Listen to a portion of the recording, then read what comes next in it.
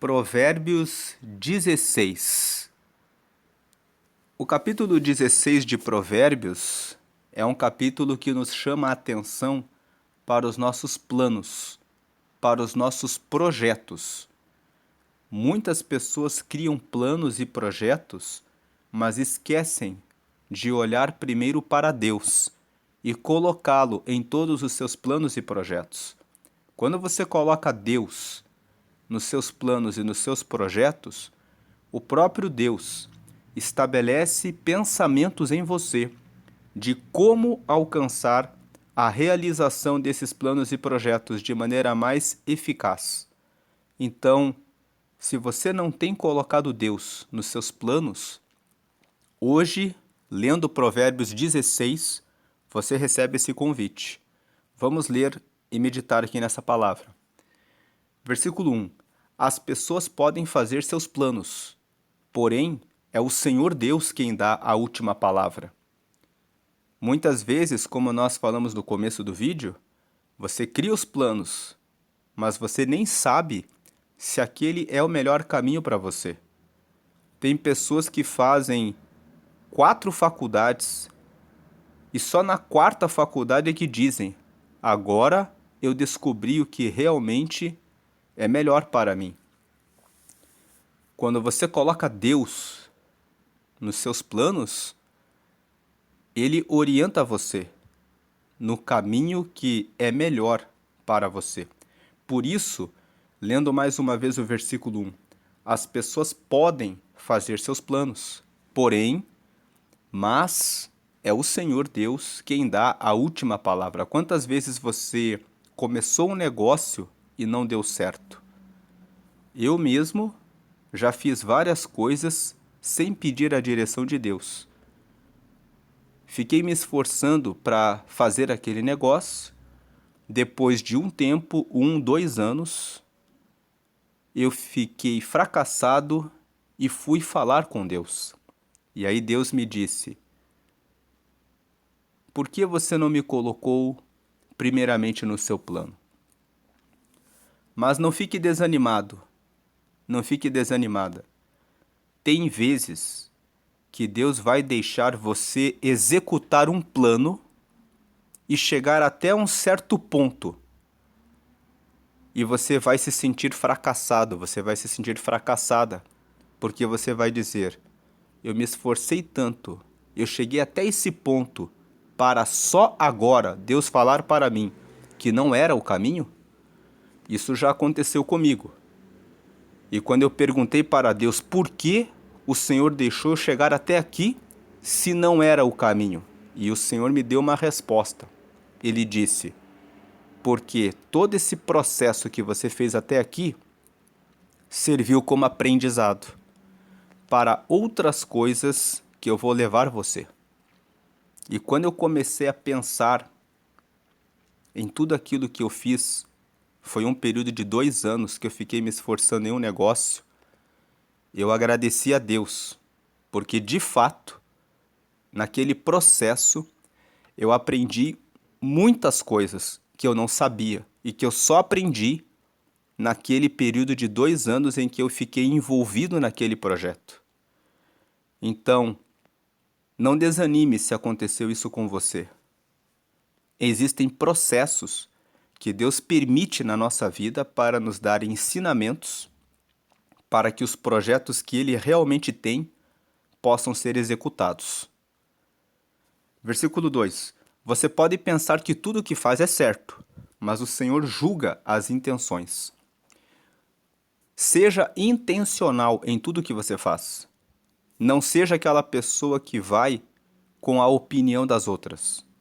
Não seja uma pessoa que tem a mente vazia, que não tem opinião. Tem pessoas que começam um negócio porque o parente, o pai, a mãe, o filho: por que você não faz isso? E aí a pessoa vai e começa a fazer. Mas não foi a intenção dela. Quando você entrar em um negócio, seja intencional. Quando você começa um namoro, um relacionamento, não comece nunca a namorar alguém. Você que está solteiro, você que está solteira, só para vamos ver o que vai dar. Se não der certo, depois a gente vê. Não entre num casamento pensando assim, se não der certo eu divorcio. Seja intencional. Eu estou namorando com essa pessoa por causa disso, disso, disso e disso. Você precisa definir quais são as características e as qualidades que você quer em uma pessoa, o que pesa mais para você.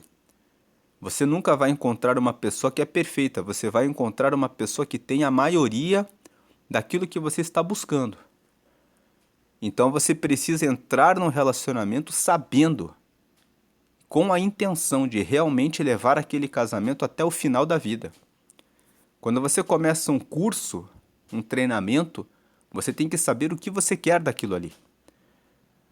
Você não pode começar vamos ver o que vai dar. Isso leva você a perder muito tempo na sua vida. Então você pode pensar que tudo o que faz é certo, mas o Senhor julga as intenções. Seja intencional em tudo que você vai fazer.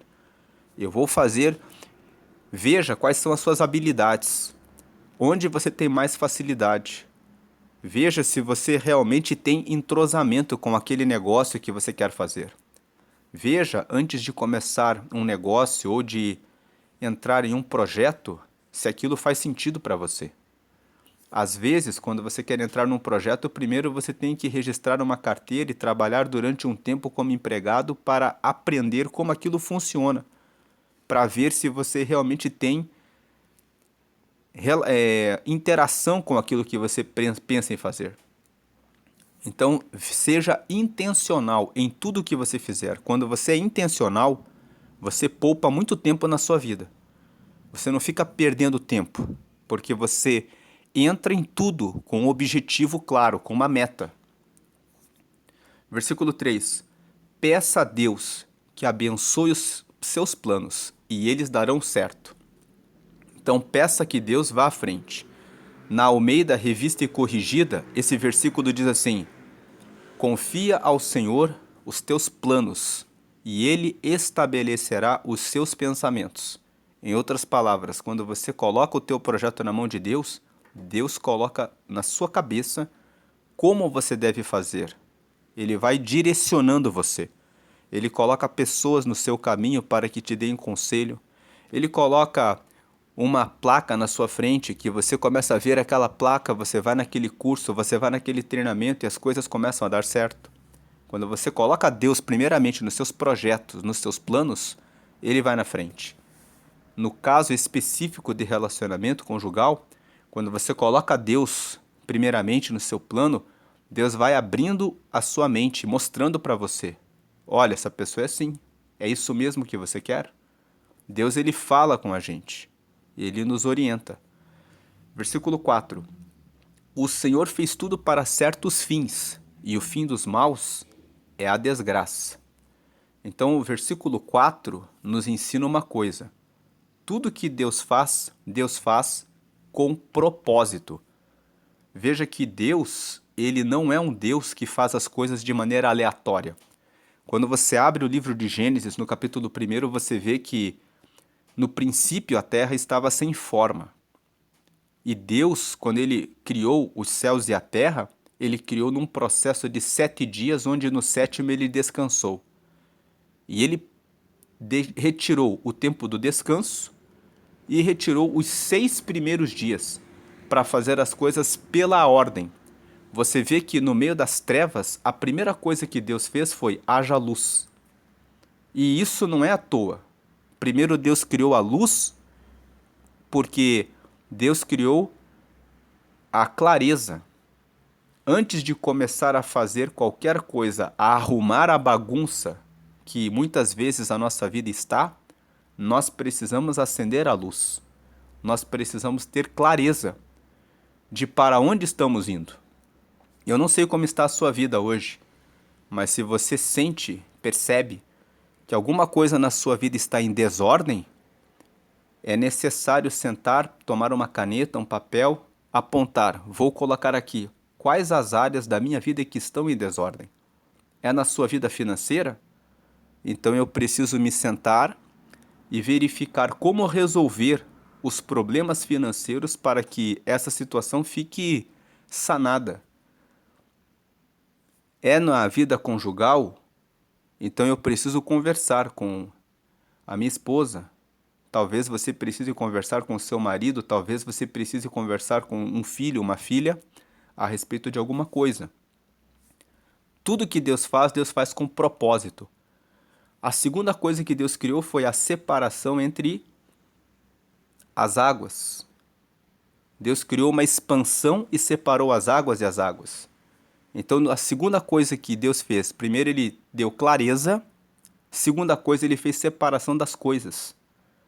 Ele falou, isso daqui, essas águas ficam acima do firmamento e essas aqui ficam abaixo do firmamento. Depois, Deus criou a porção seca, que foi a terra. Quando você separa as coisas da sua vida, isso aqui é conjugal, isso daqui é financeiro, isso daqui é familiar, isso daqui é em relação à minha vida profissional, você começa a ter clareza das coisas e você começa a ter terra firme para você poder colocar os seus pés e dizer, agora eu tenho um caminho para começar a resolver. Então nós vemos que Deus criou as coisas pela ordem. E isso tem um nome. A gente chama isso de princípio da ordem. É um princípio bíblico, que para que você consiga realizar os seus projetos, você tem que começar com clareza, com luz, e você tem que fazer as coisas pela ordem. Você tem que separar as coisas, para que você tenha clareza em relação a cada parte que você precisa resolver. E depois você precisa traçar as estratégias. Na vida financeira, você precisa conversar com alguém que tenha conhecimento de como sanar dívidas e resolver os problemas de maneira mais rápida possível. Uma das coisas que gera muitos problemas para muitas famílias é não saber a diferença entre custo e despesa. Despesa é tudo aquilo que você faz e que não dá retorno para você. Talvez você está pagando uma TV por assinatura e você nem assiste. E você pode pensar, mas são só R$90, R$100.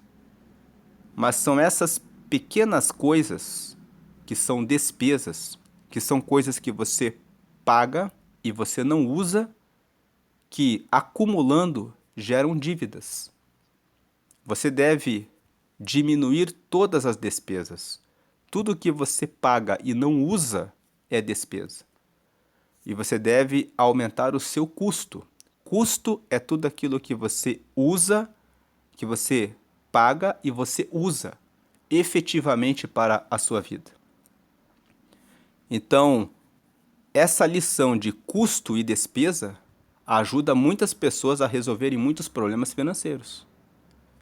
Veja o que você paga e não usa e elimine da sua casa e coloque custos. Custos são coisas que você investe e trazem retorno. Se você compra um telefone celular muito caro e você não é um profissional que vai usar esse telefone para tirar fotos e gerar renda, você está com uma despesa.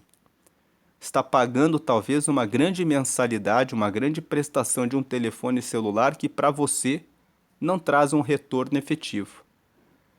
Agora, se a pessoa, por exemplo, é um fotógrafo e usa o telefone para tirar fotografias de alta qualidade e faz dinheiro com isso, então esse telefone vai trazer retorno. Então esse telefone é um custo. Essa é uma pequena forma muito simples, mas que resolve muitos problemas na área financeira.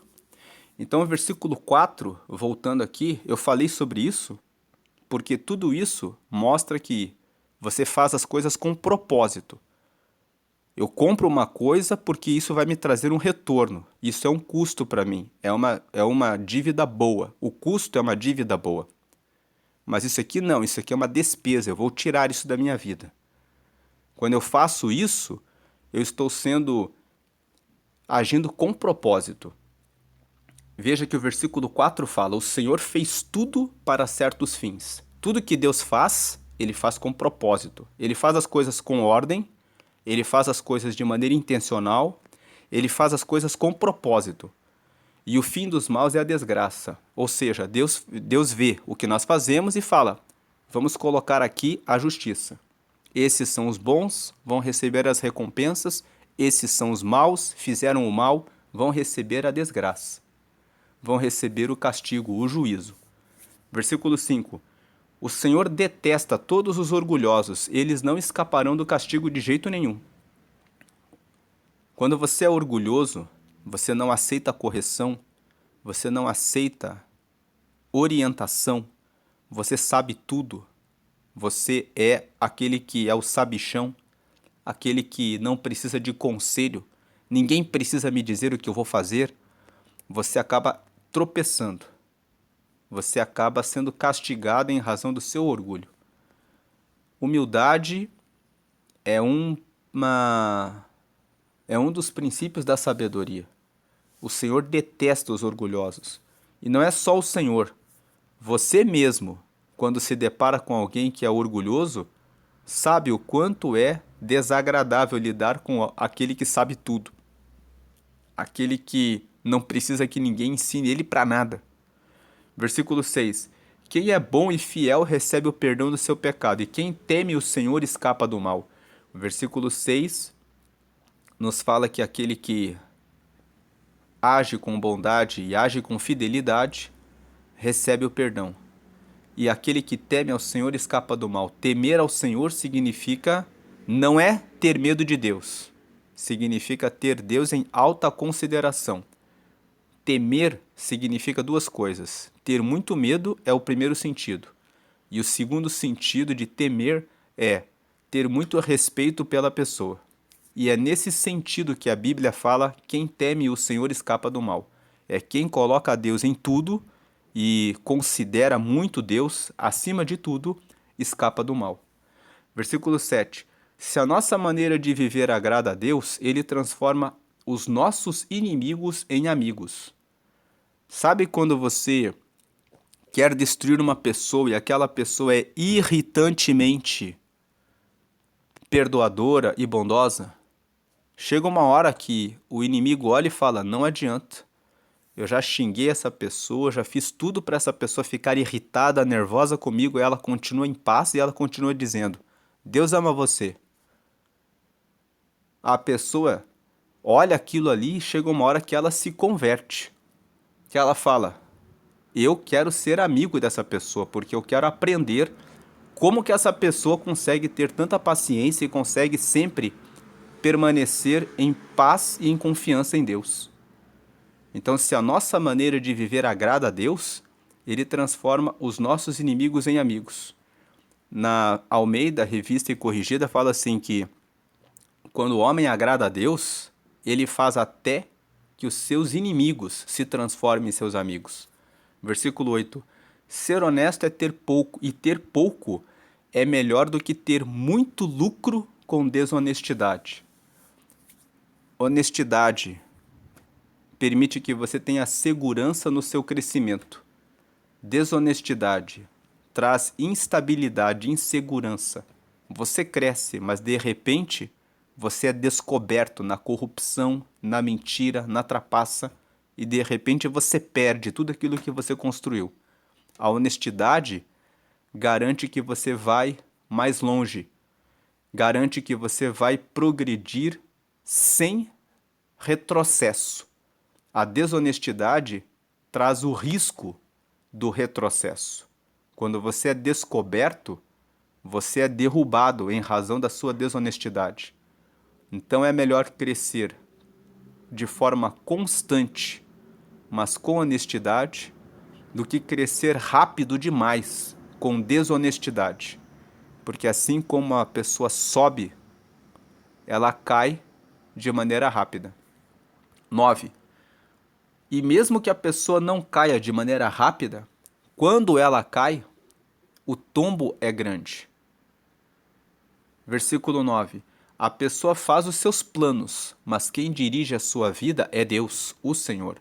O versículo 9 nos fala da soberania de Deus. Quando nós lemos o versículo 2, que fala que você pode pensar que tudo o que faz é certo, mas o Senhor julga as suas intenções, nós vemos que Deus ele vê se o que você está fazendo é com uma boa intenção. E se você faz algo contra a boa intenção, o próprio Deus não permite que você avance. A pessoa faz os seus planos, mas quem dirige a sua vida é Deus, o Senhor. Existem travas, dificuldades, porque Deus no final de tudo é soberano e ele vai julgar os bons e os maus. Como diz aqui no versículo 4, o Senhor fez tudo para certos fins e o fim dos maus é a desgraça. Ele vai fazer com que o mal realmente tropece e experimente a desgraça pelas suas atitudes ruins. Porque Deus ele é justo, ele governa sobre o céu e a terra.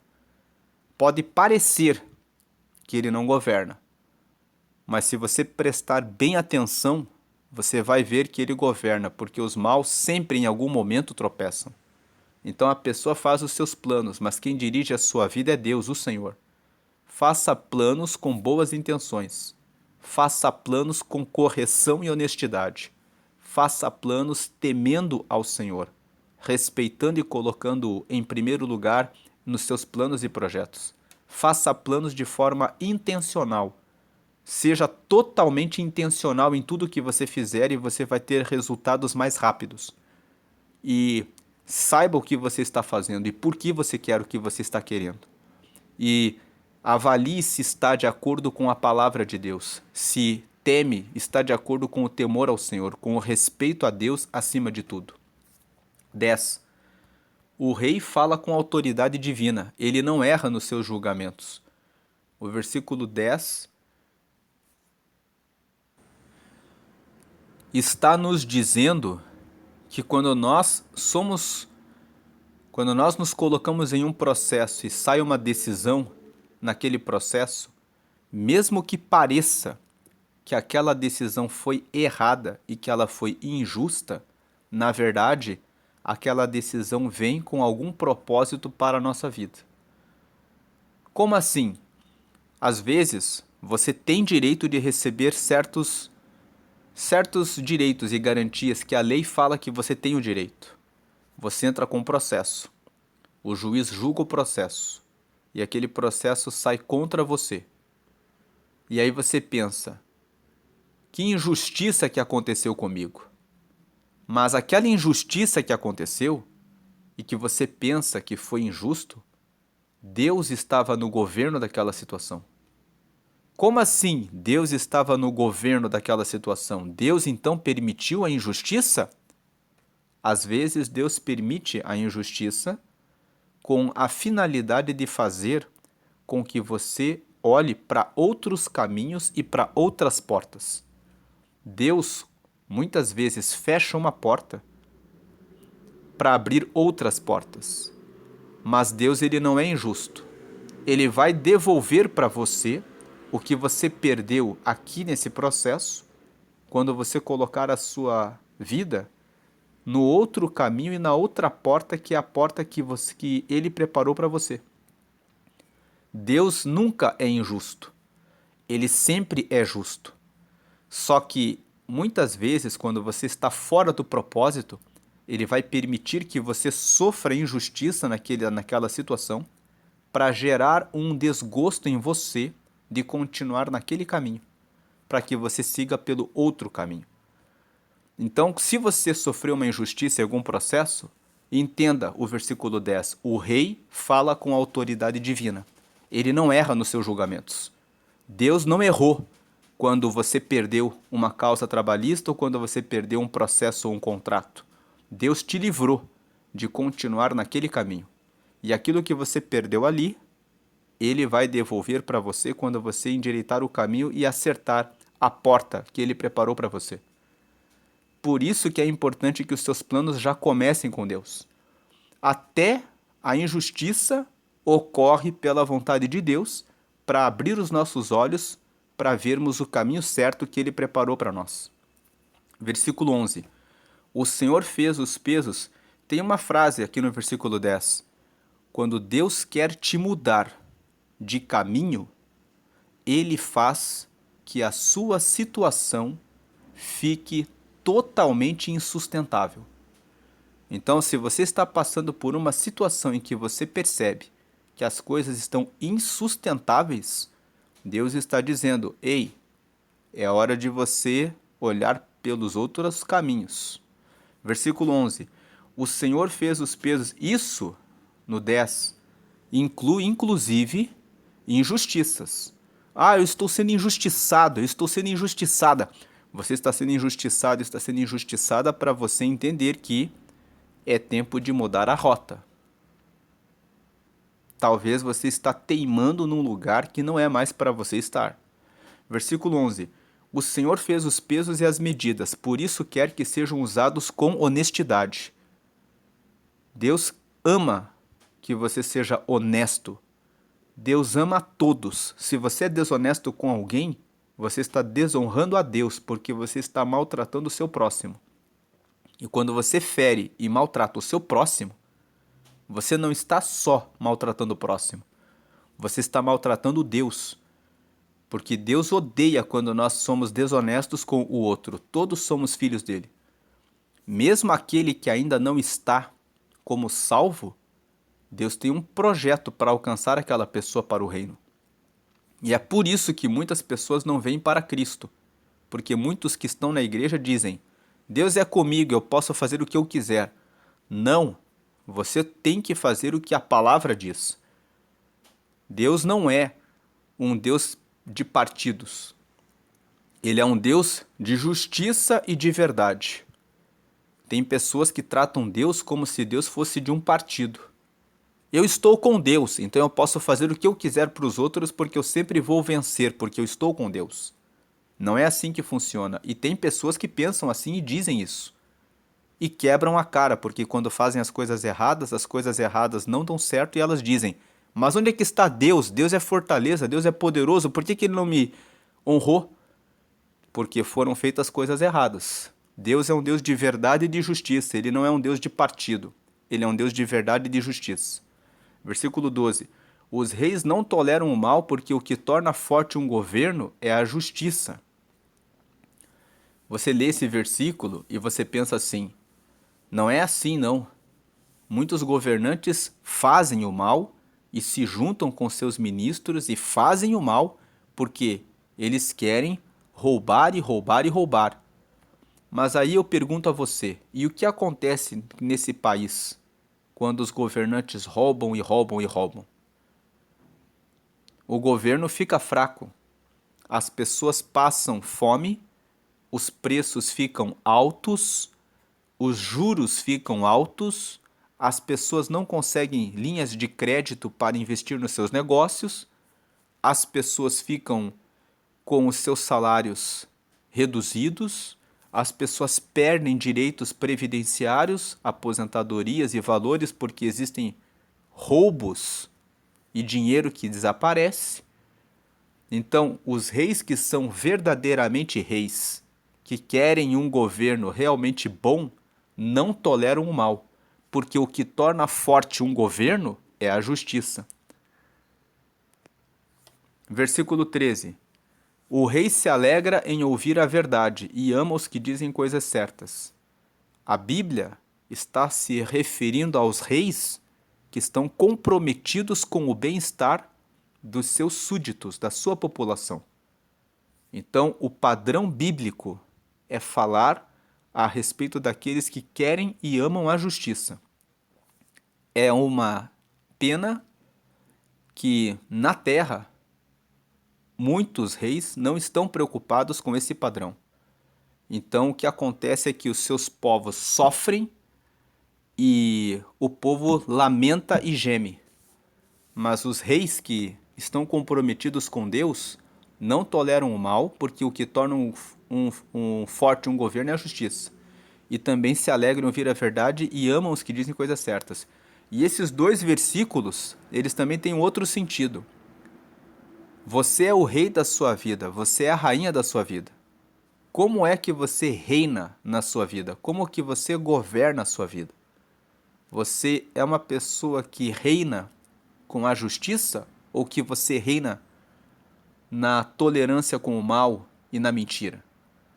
Quando o versículo 12 fala assim: os reis não toleram o mal, porque o que torna forte um governo é a justiça. E quando o 13 fala: o rei se alegra em ouvir a verdade e ama os que dizem coisas certas, podemos interpretar assim: as pessoas que reinam e que governam bem a sua vida não toleram o mal, porque elas sabem que é quando elas fazem a coisa correta que elas recebem a justiça de Deus, que envolve o bem de Deus.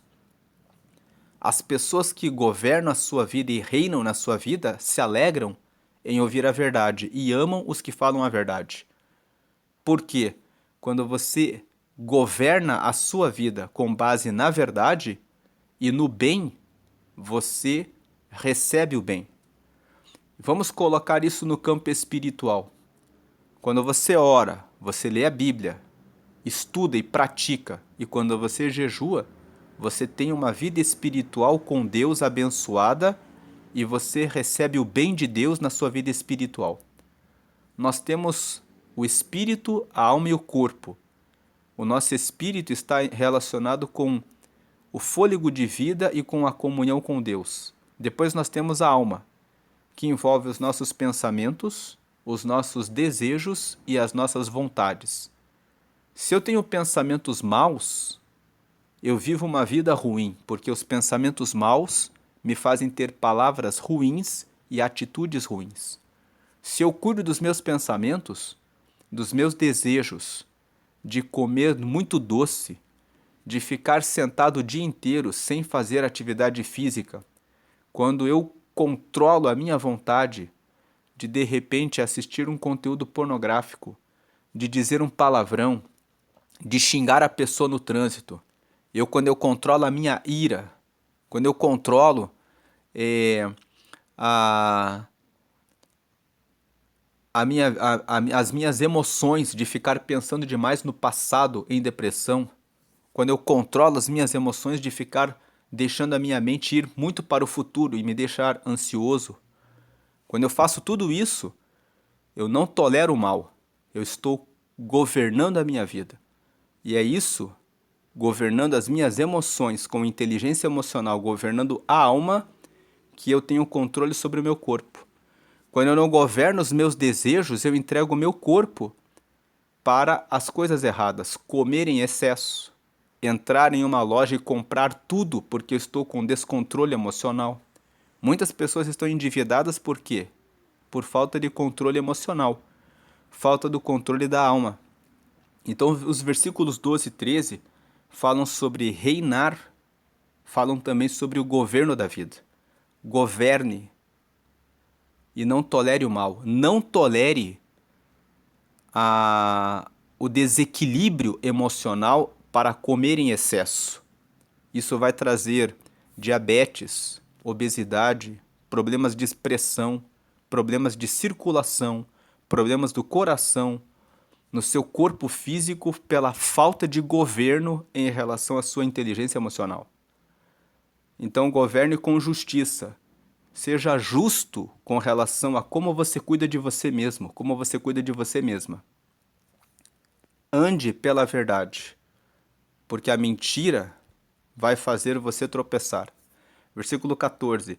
Quando o rei fica com raiva, há perigo de morte, mas o sábio o acalma. Então, quando você tem um superior, um chefe, você precisa respeitar essa autoridade. Não fique no caminho errado. Se a pessoa que é teu superior ficar com raiva, ou aquele que é teu sócio, ficar com algum problema com você, existe o perigo de morte. Existe o perigo de terminar o contrato. Morte é morte do seu casamento. Governe a sua vida. Quando o rei fica com raiva, o rei fala sobre alguém que governa, que está acima de nós, que tem influência na nossa vida. Então, seu marido, a sua esposa ali, eles têm influência, eles são pessoas que estão... Você é casado com essa pessoa, você é casado com essa pessoa. Então, cuide de como você se relaciona, porque quando a pessoa fica com raiva, há perigo de morte, mas o sábio o acalma. Versículo 15. Quando o rei fica contente, há vida, a sua bondade é como a chuva da primavera. Então, se você faz aquilo que agrada a pessoa que está com você, se você faz a coisa certa, na empresa em que você é colaborador ou com o sócio que está no negócio com você, existe vida. A sua bondade é como a chuva da primavera. A pessoa vai trazer o melhor dela conforme conforme as suas atitudes e as suas palavras. Se você fizer a coisa correta, você terá vida. E a bondade é como a chuva da primavera, ou seja, é como algo que traz alívio, que traz paz. Versículo 16: é melhor conseguir sabedoria do que ouro, é melhor ter conhecimento do que prata. Sabedoria vale mais do que dinheiro, porque com dinheiro você pode comprar alguém e suborná-la por um tempo, mas dinheiro acaba. Mas sabedoria, ela não termina. Com sabedoria você consegue o dinheiro, mas com o dinheiro você não consegue a sabedoria. Quando o dinheiro acaba, como que você faz para comprar mais sabedoria, se você não tem mais dinheiro? Portanto, invista na sabedoria, que com a sabedoria você faz o dinheiro. Versículo 17: as pessoas honestas se desviam do caminho do mal. Quem tem cuidado com a sua maneira de agir, salva a sua vida. As pessoas honestas se desviam do caminho do mal. Quem tem cuidado com a sua maneira de agir, salva a sua vida. Versículo 18: o orgulho leva a pessoa à destruição e a vaidade faz cair na desgraça. Nunca ande com orgulho. A soberba precede a ruína e a altivez antecipa a queda. Essa é a versão na Almeida Revista e Corrigida. Todo aquele que começa a agir com orgulho, com altivez, altivez é se colocar em um lugar mais alto que o outro. Você cai na ruína.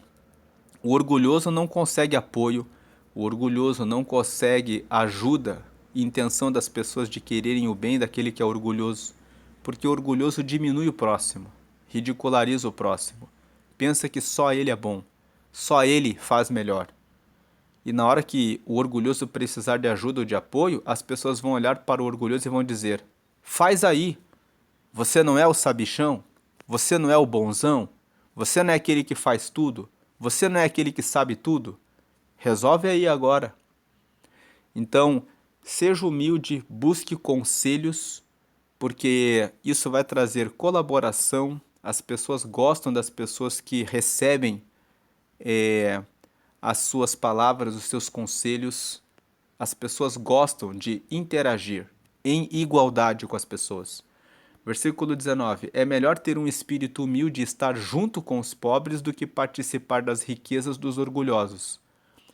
Esse versículo 19 não significa que Deus odeia a riqueza. Tem pessoas que pegam esse versículo e falam: tá aí, ó. Por isso que eu gosto de ser pobre e não gosto de ser rico, porque Deus só está com os pobres. Não, esse versículo não diz isso de maneira nenhuma. Esse versículo está dizendo que é tão abominável ser orgulhoso que, se você não tiver outra alternativa, é melhor você estar com os pobres do que você ficar perto do orgulhoso. O que o versículo 19 quer destacar não é que o todo rico é orgulhoso. Existe muito rico que é mais humilde do que muito pobre. E existe muito pobre que é pobre e é arrogante e orgulhoso. Ele fala: eu não preciso da sua ajuda. Eu sei como é o que eu vou fazer. E a pessoa permanece pobre porque não aceita conselho, não aceita orientação e acha que sabe tudo. E a pessoa fica pobre e permanece na pobreza. Então a questão não está na riqueza e na pobreza, tem muito, mas está no orgulho. É melhor ter um espírito humilde e estar junto com os pobres do que participar das riquezas dos orgulhosos. Mas você pode ter um espírito humilde e ter bastante riqueza e aplicar essa riqueza em projetos que honram a Deus, em projetos que são projetos que atendem à sociedade, que salvam as pessoas do abandono, que salvam crianças, que salvam idosos, que salvam escravos em outros lugares. Outro dia vi participei de um congresso que a pessoa é dona de uma grande empresa e ela estava dizendo que ela investe o dinheiro que ela ganha para libertar famílias de outros países. Então ela ganha muito dinheiro e ela vai em um país onde ainda existe escravidão e ela compra a liberdade dessas pessoas para que essas pessoas possam ficar livres das dívidas que elas têm, para que elas possam retomar a vida. E traz essas pessoas para o Brasil. E paga todo o treinamento, todos os documentos e todo o processo necessário para que essas famílias escapem desses países onde existe escravidão, para que elas tenham uma vida nova em Jesus. Então, são riquezas usadas para o reino de Deus. Versículo 20. Se você tem uma visão de que riqueza é do diabo, e tem pessoas que pensam assim, então essa visão está distorcida. A questão é, para que propósito você usa a riqueza? Versículo 20. Quem presta atenção no que lhe ensinam terá sucesso. Quem confia no Senhor será feliz. O versículo 20 fala sobre aprender. Tenha um coração disposto a aprender e você terá sucesso. Confie no Senhor e você será feliz. Coloque Deus em primeiro lugar e quando Deus lhe der orientação, confie no que Ele fala. 21. Quem tem coração sábio é conhecido como uma pessoa compreensiva. Quanto mais agradáveis são as suas palavras, mais você consegue convencer os outros. O versículo 21 está falando sobre a sabedoria. Quem tem sabedoria sabe como fala, sabe com quem fala, sabe com que tom fala, sabe, consegue agradar as pessoas e alcançar os seus objetivos, convencer as outras pessoas. 22. A sabedoria é uma fonte de vida para os sábios, mas os tolos só aprendem tolices. O versículo 22 está dizendo para você escolher o caminho da sabedoria e também está dizendo para você tirar da sua vida os tolos, porque eles só aprendem a fazer tolices e se você deixa essas pessoas no seu círculo de amizades, elas vão cedo ou tarde fazer uma tolice que vai trazer algum prejuízo para você. Escolha os seus amigos, porque nós somos a média das 5 pessoas com quem nós mais andamos. O ambiente que você frequenta, as pessoas de que você se cerca, vão impactar na sua vida. 23. O homem sábio pensa antes de falar. Por isso, o que ele diz convence mais. Veja que o versículo 22 ele está ligado com o 21. Quem tem coração sábio é conhecido como uma pessoa compreensiva. Quanto mais agradáveis são as suas palavras, mais você consegue convencer os outros. O 22. A sabedoria é uma fonte de vida para os sábios, mas os tolos só aprendem tolices. O 23. O homem sábio pensa antes de falar. Por isso que ele diz convence mais. O 24. As palavras bondosas são como mel, doces para o paladar e boas para a saúde. Agora o 25. Há caminhos que parecem certos, mas podem acabar levando para a morte. Por isso, o capítulo 16 inteiro fala sobre a importância do planejamento, fala sobre a importância de colocar Deus nos seus projetos, fala sobre a importância de você andar sempre na honestidade, fala da importância de você ser sempre humilde e nunca pensar que sabe tudo, mas andar com cautela e ouvir conselhos e buscar sabedoria, porque isso vai fazer com que os caminhos que você esteja seguindo fiquem claros. Há caminhos que parecem certos, mas podem acabar levando à morte. Quando você tem humildade, quando você está num caminho que parece certo, você ouve conselhos. As pessoas encontram espaço, entrada, para falarem com você e dizerem: olha, esse caminho aqui é perigoso por isso e por aquilo. Então, ter humildade, colocar Deus em primeiro lugar, seguir nesses caminhos ajuda você a escapar do caminho errado. 26. O apetite faz o homem trabalhar com vontade, pois ele trabalha para matar a fome. O versículo 26 fala que quando você realmente tem fome de conseguir alguma coisa, você consegue. E o versículo 26, ele volta para o versículo 2, quando nós falamos sobre a importância de você ser intencional. Quando você é intencional no que você está fazendo, você sabe por que você quer aquilo. Então você fala, eu quero muito isso, por isso que eu estou nesse projeto, porque eu quero alcançar esse resultado. Isso vai despertar a sua fome para trabalhar com vontade para conseguir o resultado que você espera. Agora, aquele que não tem apetite, você já experimentou comer um doce quando você está muito satisfeito, muito cheio? Por melhor que seja o doce, você vai desprezar aquilo, porque você está satisfeito. Ou quando você está apático, pessoas que estão em depressão pensando assim, não deu certo a minha vida. Ela consegue desfrutar daquilo que dão para ela? Ela não consegue. Então, o apetite faz o homem trabalhar com vontade. Você precisa ter fome de alcançar o resultado que você quer na sua vida. Você precisa ter fome, apetite de ver o seu casamento restaurado e melhor. Você tem que ter fome de querer abrir um negócio e de fazer dar certo. Você tem que ter fome, apetite para buscar a Deus, dizer eu quero Deus, realmente Deus. Então eu quero orar e ler a Bíblia, eu quero realmente conhecer a Deus. É isso que faz com que você trabalhe intensamente com vontade para conseguir o que você está buscando. Quem faz as coisas sem intenção, sem apetite, sem vontade, não vai a lugar nenhum. Versículo 27. Os maus procuram meios de fazer o mal, até as suas palavras queimam como fogo. Versículo 28. Os maus provocam discussões, e quem fala mal dos outros separa os maiores amigos. 29. O homem violento engana os seus amigos e os leva para o mau caminho. Versículo 30. Cuidado com quem sorri e pisca maliciosamente, essa pessoa está com más intenções.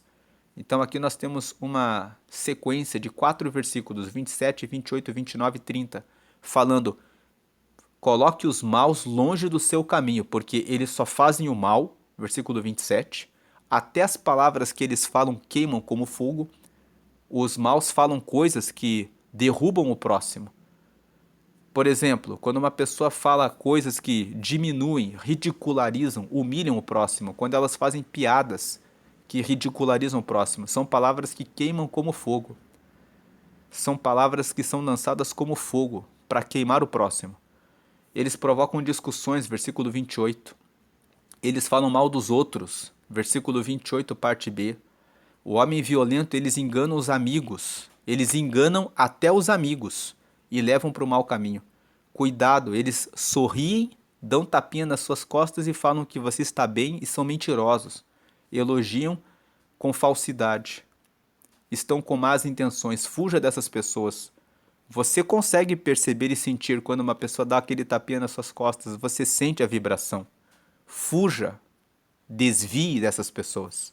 Evite essas pessoas. Mude de departamento se você trabalha numa empresa. Às vezes você pensa, vou perder alguma coisa. Você não vai perder. Você vai ganhar. Só o fato de você ficar longe dos maus já libera o seu caminho para muitas coisas em outras áreas na sua vida. Versículo 31. Uma vida longa é a recompensa das pessoas honestas. Os seus cabelos brancos são uma coroa de glória. Uma vida longa é a recompensa das pessoas honestas. Seja honesto no seu relacionamento com Deus. Você realmente está orando, lendo a Bíblia e jejuando? Seja honesto com relação à sua vida emocional. Preste atenção nos seus pensamentos. Os seus pensamentos têm sido bons, de justiça, de honestidade, de verdade? Como têm sido os seus desejos e as suas vontades para fazer as coisas certas? Então, você, seguindo o caminho certo, você terá uma vida longa, porque essa é a recompensa das pessoas honestas. É preciso ser honesto com você mesmo, com você mesma. Você realmente tem cuidado da sua alimentação, do seu sono, de beber água, de perdoar as pessoas e lavar o seu coração, de derrotar os vícios e dizer: eu preciso deixar o cigarro e a bebida. Eu preciso deixar a pornografia, eu preciso deixar o adultério, a prostituição, a mentira. Seja honesto com você mesmo, seja honesta com você mesma, porque você terá uma vida longa e você vai chegar a ter os cabelos brancos como uma coroa de glória. Você vai chegar à idade avançada e vai poder contar das coisas boas que você recebeu. Você vai ter uma coroa de glória. Não vai ser aquela pessoa que chega com mais idade e fala: só tomei decisões erradas na vida. Porque agora estou quebrado, porque agora estou quebrada, porque agora me desfiz o meu casamento, porque agora o meu filho se perdeu, porque agora aconteceu isso ou aquilo. Que você terá uma coroa de glória para dizer que tudo na sua vida foi bem, você terá testemunho para contar no futuro. Versículo 32: vale mais ter paciência do que ser valente. É melhor saber se controlar do que conquistar cidades inteiras.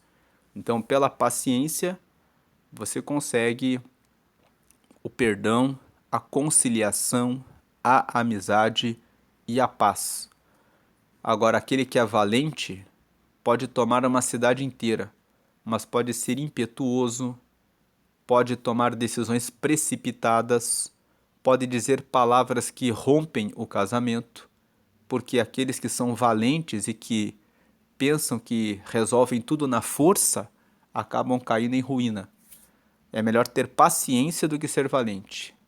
Às vezes você vai ter que tomar uma decisão forte, mas a decisão forte tem que ser dada, tem que ser baseada na paciência e na decisão correta. Às vezes você tem que cortar um relacionamento com uma pessoa, e isso é algo forte, mas você não pode fazer isso de maneira impulsiva. Você tem que fazer isso porque você percebeu que aquele relacionamento está ruim, que ele tem que terminar. Tem que ser baseado com uma decisão que tem paz, com base na paciência. E o versículo 33: os homens jogam os dados sagrados para tirar a sorte, mas quem resolve mesmo é Deus, o Senhor. Esse versículo fala que existem coisas na vida que nem mesmo os homens conseguem resolver. E eles dão o jeito deles. Muitas vezes os homens pegam os dados e jogam e dizem assim: vamos fazer assim. Criam seus acordos para resolver uma situação. Mas no final, quem realmente resolve é Deus. Tem uma outra versão que fala que os homens, quando não sabem resolver uma situação, eles atiram os dados. Jogam a situação pro aleatório. Mas é Deus que dá a sorte para as pessoas. O que esse versículo quer dizer é o seguinte: a sorte, ela vai alcançar aquela pessoa que realmente tiver feito tudo o que foi preciso fazer. Sabe aquela situação em que você se esforça, se esforça, se esforça e parece que você nunca consegue? E dali, depois de algum tempo, de repente, você acha que foi de repente, você foi muito beneficiado e recebeu aquela vantagem que você nunca conseguiu antes. É aquilo que nós falamos no começo do vídeo, que às vezes você se esforça muito por um caminho e você de repente é injustiçado. E aí você fica triste e pensa: fui injustiçado, mas aí você abre os olhos para um outro caminho. E aí você começa a ir pelo outro caminho e de repente você recebe muitas bênçãos e vantagens naquele caminho que são além do que você esperava. Aquilo ali é a compensação por todo esforço e dedicação que você realizou, e às vezes você atribui isso à sorte. Às vezes você fala assim: que sorte que eu tive, que eu mudei de rota e agora eu entrei nesse caminho e eu tive muita sorte aqui. Não foi sorte. Foi Deus que honrou você quando você colocou a sua vida no caminho certo. Por isso que o versículo 33 fala: os homens jogam os dados sagrados para tirar a sorte. Às vezes os homens não encontram o caminho e procuram uma rota, mas quem resolve mesmo é Deus, o Senhor. Por isso, coloque Deus nos seus planos e projetos em primeiro lugar. e faça as coisas sempre com correção, honestidade, com humildade, com verdade, com justiça, porque no tempo certo você vai ser recompensado, e mesmo se no meio do caminho acontecer alguma coisa errada, que vai parecer injusta e que na verdade vai ser injusta, você vai ter a compensação, porque no longo prazo, aqui no versículo 31, ó, no topo da tela aqui, uma vida longa é a recompensa das pessoas honestas. Então, no longo prazo, o Senhor dará a recompensa, porque Ele está vendo tudo aquilo que você está fazendo. Essa é a palavra de Provérbios 16. Deus abençoe a sua vida. Vamos fazer uma oração. Pai amado, em nome de Jesus, te agradecemos por essa palavra. Queremos colocar os nossos projetos nas tuas mãos. Queremos andar em honestidade, em justiça, em verdade, com humildade, ouvindo as recomendações e conselhos que são do Senhor e arrancando da nossa vida as más companhias e aqueles que praticam o mal. Pedimos que o Senhor nos abra os olhos para que possamos perceber aqueles que devem ser tirados do nosso caminho e que nos afastemos daqueles que praticam o mal. Que o Senhor nos cerque com a tua proteção e graça para que as pessoas más não tenham acesso a nós. E que o Senhor derrame sobre a nossa vida a tua sabedoria para que possamos entender o que significa temer ao Senhor. Que possamos entregar o nosso espírito ao Senhor todos os dias, orando sempre, lendo a tua palavra para aprender do Senhor e ter conhecimento de decisões corretas no Senhor. Que possamos cuidar dos nossos pensamentos, desejos e vontades. Que o nosso espírito seja ligado ao teu Espírito Santo e que o nosso espírito, guiado pelo Espírito Santo, reine sobre a nossa alma, para que os nossos pensamentos, desejos e vontades sejam guiados pelo teu Espírito Santo, para que essas decisões se reflitam no nosso corpo e que o nosso corpo receba ordem de fugir da preguiça e de toda a desordem, para que possamos ter uma vida longa com a bênção do Senhor. Te agradecemos por esse dia e pedimos que o Senhor esteja conosco, em nome do Pai, do Filho e do Espírito Santo. Amém. Se você não aceitou a Jesus ainda, fica o convite, faça essa oração comigo. Senhor Jesus, eu te aceito como Senhor e Salvador. Escreve meu nome no livro da vida aí no céu e me dá o teu Espírito Santo para te seguir até a eternidade. Amém. Com essa oração, você confessou Jesus como teu Senhor e você vai ouvir a palavra de Deus e vai seguir nesse caminho. Reconheceu Ele como teu Salvador, que a morte dele na cruz foi por sua vida. Pediu para Ele escrever o seu nome no céu, no livro da vida, que é o livro onde estão os nomes dos que receberam Ele, e pediu para ter o Espírito Santo, que é o Espírito de Deus e que vai guiar você para andar com Ele até a eternidade. Deus abençoe a sua vida, hoje e sempre grandemente. Amém.